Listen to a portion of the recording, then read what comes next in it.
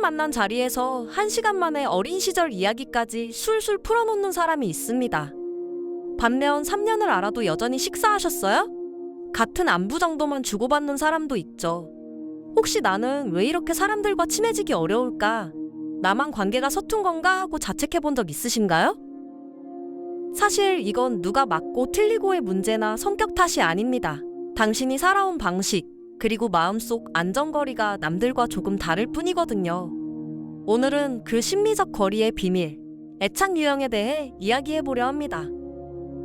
심리학에는 애착 유형이라는 개념이 있습니다.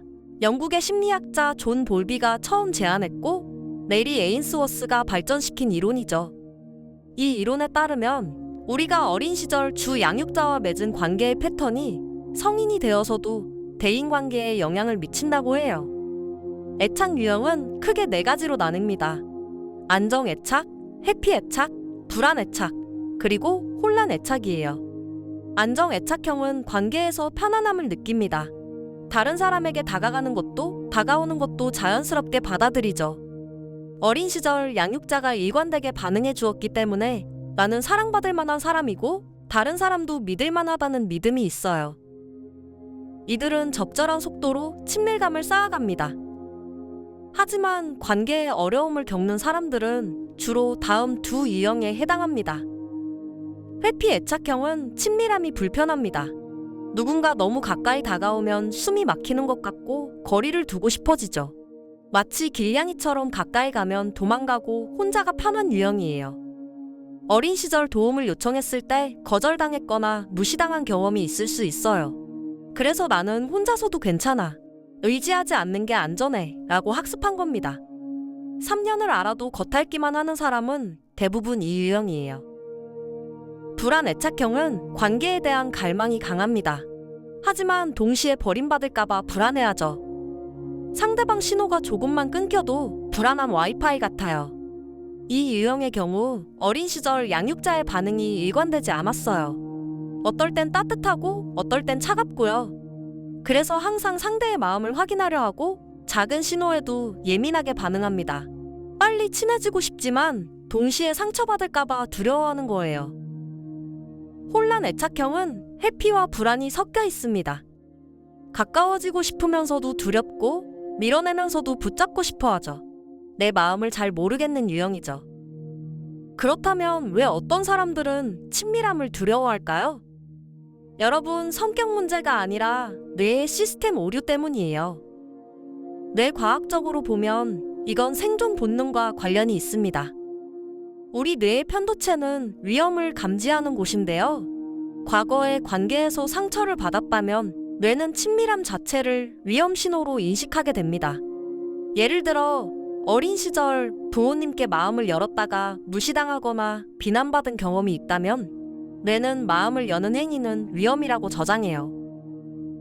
그래서 성인이 되어서도 누군가 다가오면 자동으로 방어막을 치는 거죠. 이건 의식적인 선택이 아니라 무의식적인 보호 반응입니다.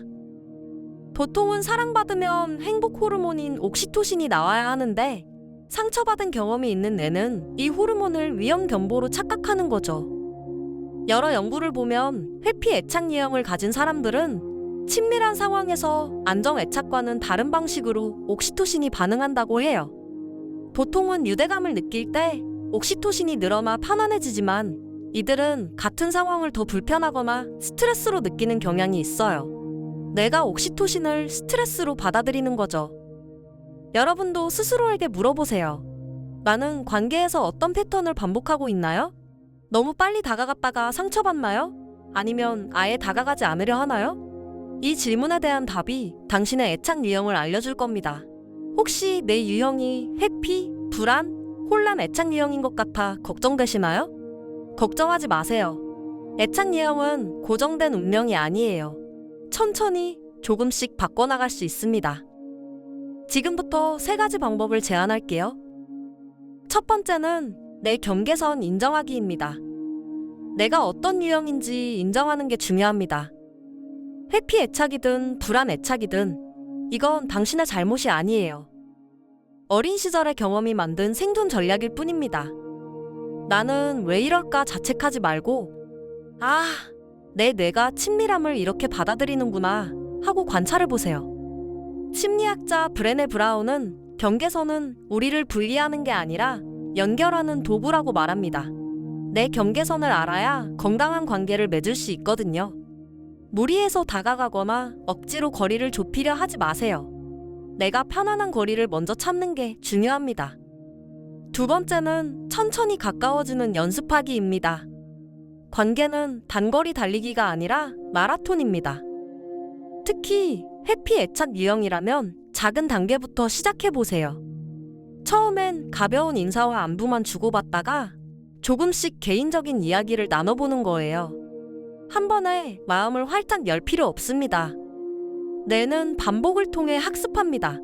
작은 친밀감을 경험하고 그게 안전하다는 걸 확인하면 다음엔 조금 더 마음을 열 수 있어요. 이 과정을 천천히 반복하다 보면 뇌는 친밀함은 위험이라는 공식을 친밀함은 안전으로 다시 쓰게 됩니다. 여러 애착 연구에서는 회피 애착 유형도 안전한 환경에서 반복적으로 친밀감을 경험하면 애착 패턴이 바뀔 수 있다고 해요. 변화는 가능합니다. 다만 시간이 필요할 뿐이죠. 마지막으로 상대의 속도도 존중해주기입니다.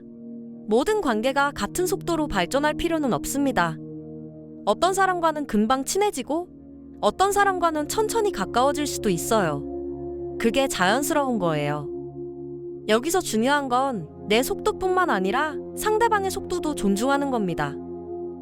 내가 느린 것처럼 상대방도 느릴 수 있다는 걸 인정할 때 비로소 편안해집니다. 누군가 나와 다른 속도로 움직인다고 해서 나를 싫어하는 게 아니에요. 그냥 그 사람의 안전거리가 다를 뿐입니다.